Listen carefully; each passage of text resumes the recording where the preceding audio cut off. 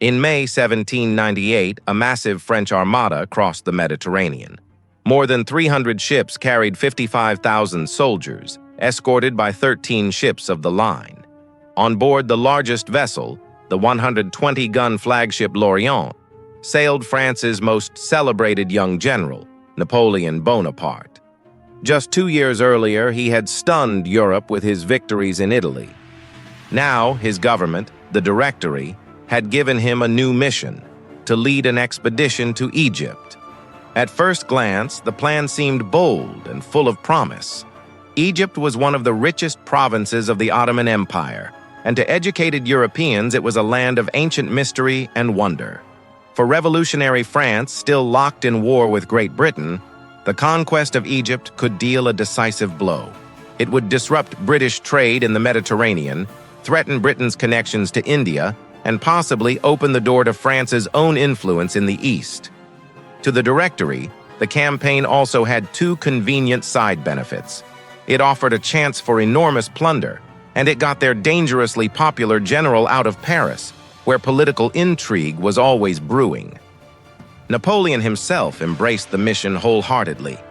He imagined himself walking in the footsteps of Alexander the Great and Julius Caesar, dreaming even of one day marching on India. "Europe is a molehill," he told his secretary.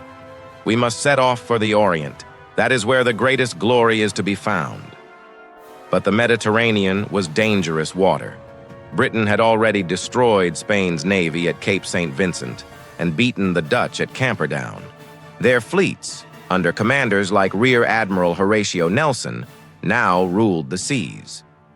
As Napoleon's ships left Toulon, Nelson was already hunting for them, determined to bring the French to battle. The French fleet slipped past undetected, arriving off Malta in early June. The island was ruled by the Knights of St. John, a once mighty order of Crusader warriors. But centuries of corruption and division had weakened them. Napoleon captured Malta in just 2 days.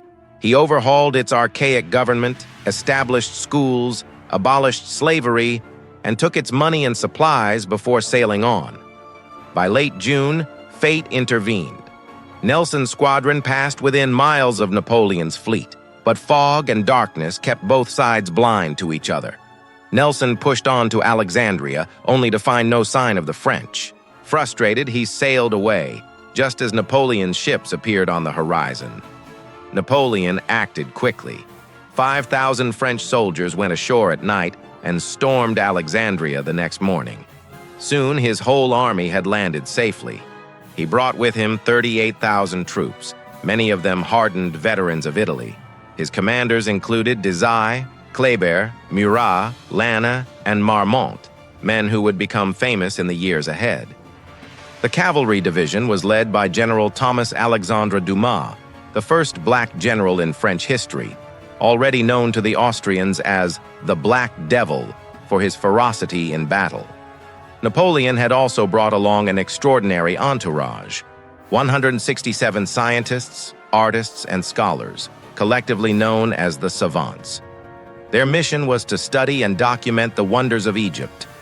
But Alexandria itself was a bitter disappointment. Once a jewel of the ancient world, now little more than a crumbling town of 6,000 people. Egypt was nominally under Ottoman rule, but real power rested with the Mamluks, elite cavalrymen who traced their origins to slave soldiers centuries earlier. Two warlords in particular, Murad Bey and Ibrahim Bey, controlled the country, ruling with brutality and enriching themselves at the expense of the people. Napoleon hoped to exploit local resentment against them. He proclaimed to the Egyptians, "I come to restore your rights and punish the usurpers. I honor God, His Prophet, and the Quran." But Murad and Ibrahim rallied their forces to resist. Napoleon marched toward Cairo, driving his men across blistering desert without water. Soldiers collapsed. Some even took their own lives to escape the suffering. Bedouin raiders harassed the stragglers. By the time the army reached Damanhur, they were exhausted. Yet almost immediately they learned Murad was approaching with a large Mamluk force. At Shubra Kit on the Nile, French troops first faced the famed Mamluk cavalry. The Mamluks dazzled in colorful robes and jeweled weapons, boasting they would cut down French soldiers like melons in a field. But Napoleon formed his men into large defensive squares, bristling with bayonets and cannon. The Mamluks charged again and again, only to be shot down in waves. After losing about 1,000 men, they retreated. French casualties were minimal.